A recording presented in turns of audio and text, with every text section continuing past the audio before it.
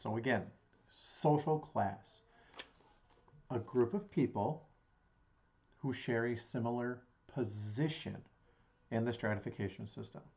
Usually in the United States, money is a big indicator of our social class, but also our education, not only how much education, but where our education is from, and then also our occupational prestige.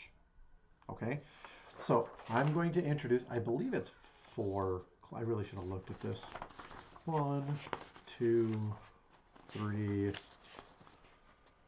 4. Yeah, it's 4 classes I'm going to introduce you to. There's a ton of different things that have, I've seen upwards of like 7 or 8. I'm going to give you 4. All right, learn what these 4 are. And, you know, I talked too loud there for a second. It yelled at me. Learn these 4. You're going to want to know them. So, social class number 1, the lower class.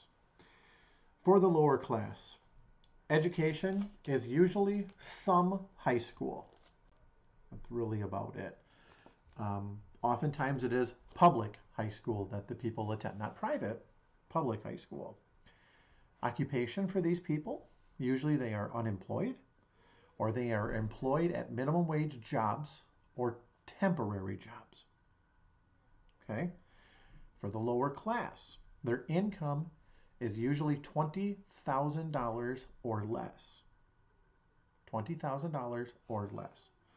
And they usually make their way on wages, so what they're paid, and public assistance. Okay? Lower class.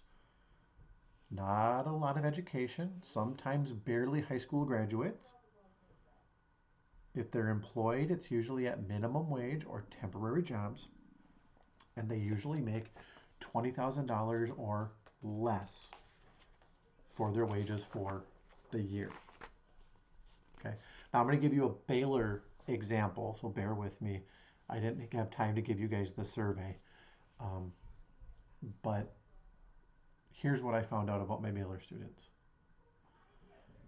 While approximately 20% of the United States is lower class, that's 1 in 5 people are lower class. 20% of people in the U.S. live under $20,000 a year. No one in our Soc 1305 or Soc 101 course did. Not a single person. Everybody was at least working, and as you'll see, middle and upper class. Lower class make up approximately 20% of the U.S. population, live generally on less than $20,000 a year, oftentimes do not even have high school education, or if they do have high school education, they really don't have any college education to speak of. Continuing on. Working class. I apologize. That's really hard to see. I completely apologize for that.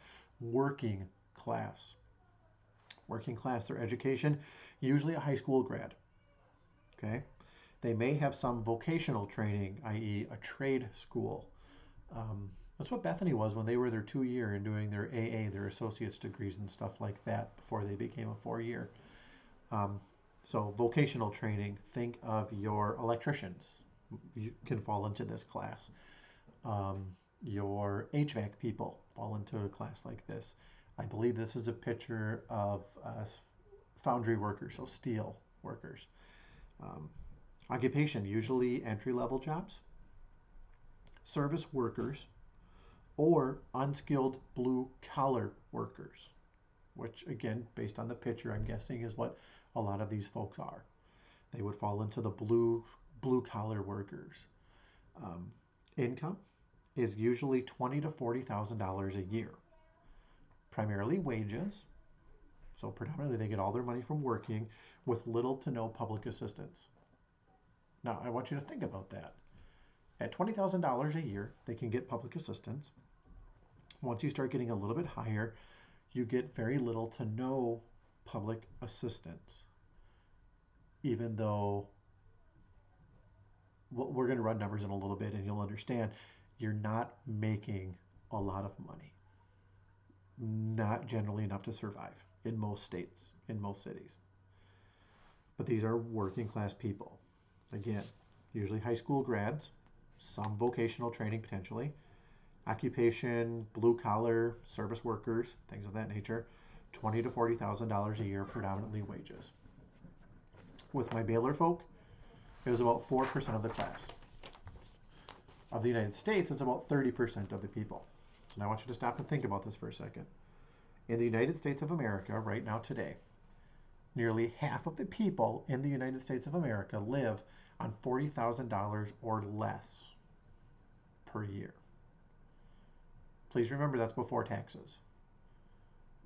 Half of the people in the United States of America live on $40,000 or less per year.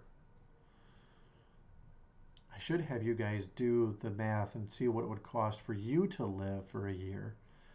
Maybe you did that in high school, and if you never did, you really should take a course on that to see about what it costs to live in the United States of America for a year. And realize that nearly 1/2 of the people in the United States of America live on under $40,000 a year. But I don't know that I would call that living. I do it right now. I have a wife and 5 children, and we live on approximately $25,000 a year. You do the math. Middle class. That's a really crappy one too. I gotta put backsplashes on these so you can actually read it. Sorry. Middle class. For the middle class people, education is usually some college or a college degree, maybe even graduate school, but still predominantly public schools. Okay. The vocational training, public schools. I don't think there is a private vocational training school, but predominantly public schools up to this point. Some middle class people will get into private schools, but still predominantly public. Occupation. They might be white collar, but also they may be skilled blue collar, or they might be small business owners. So a lot of your, person who owns his own business in town doing whatever it may be. I know we have a lot of people who do their own construction businesses down here in Texas. That would probably be middle class. For middle class, now here's a big thing. Remember, lower class, $20,000 or less. Working class, $20,000 to $40,000. Middle class, as you may have also read in your beautiful book here, people put their wages or their salaries at $40,000 to $200,000 a year. You wonder why everybody is middle class? It's because it's a $160,000 gap in wages. Of course, everyone's going to fall into this category. And that's also why everyone thinks they're middle class. Is because that's just how people do it. And so that's the big category they're going to fall into. So middle class. Unlike everybody else, now they predominantly have some college, if not a college degree. Unlike the others, they're white collar, small business owners, or more skilled in their labor. They have a college degree. They're going to be a little more skilled in what they do. It's not saying that people don't have skills. These are just terms that are used. Understand that, okay? Finally, income, $40,000 to $200,000 a year. Now, think about this. You make $40,000 a year. Say you're one of these people. You're married and you have 1 kid. You make $40,000 a year. Do you think you live the same life as someone who is married with 1 kid and makes $200,000 a year? Please answer no. You're not. You're not in the same boat, and yet both of you would be labeled as middle class. That's why middle class oftentimes is split up into many different categories. Also, I know this video is going long. Deal with it. I don't stop and yeah. Of my class, approximately 45% of the United States is middle class. Nearly 81% of my class at Baylor was middle class. Now, if I had broken that down and done like middle upper, I'm guessing more people would have pushed that way than like middle lower. If you don't know anything about Baylor, look it up. It's like Bethany, only a lot more expensive and in the South. So,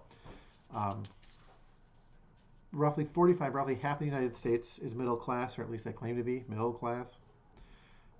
A lot of people at Baylor are middle class, and at Bethany. Finally, we have our upper class. You can't even see that. Wow, that's on the lady right here. It says upper class. Upper class, by all means,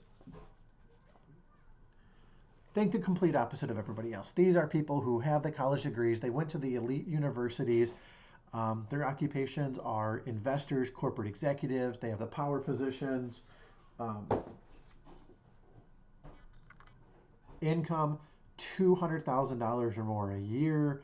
A lot of it is, well, I won't say a lot of it, some of it is inherited. Um, some of it is from assets. They're, living off investments. Um, that's who these people are.